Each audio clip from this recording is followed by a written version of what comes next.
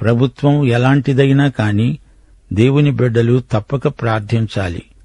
పౌలు ఈ మాటలంటున్నప్పుడు రోము చక్రవర్తి నీరో, అతని కోసం పౌలు ప్రార్థించాడు.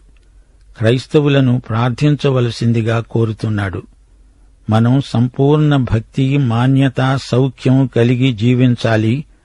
ప్రశాంత జీవితం మనకుండాలి. నిశ్చింతగా బ్రతకాలి. అందుకే మనం తప్పనిసరిగా ప్రార్థించాలి. ఏదో ఒక ప్రభుత్వం ఉంది, అసలు ప్రభుత్వమే లేకపోతే అంతా అరాచకమైపోతుంది గదా. అది ఎలాంటి ప్రభుత్వమైనా విశ్వాసుల ప్రార్థనల చేత ప్రభుత్వం సరిగా నిష్పాక్షికంగా పనిచేయగలదు. ప్రభుత్వం మనకు దేవుడిచ్చిన వరమని గుర్తించాలి.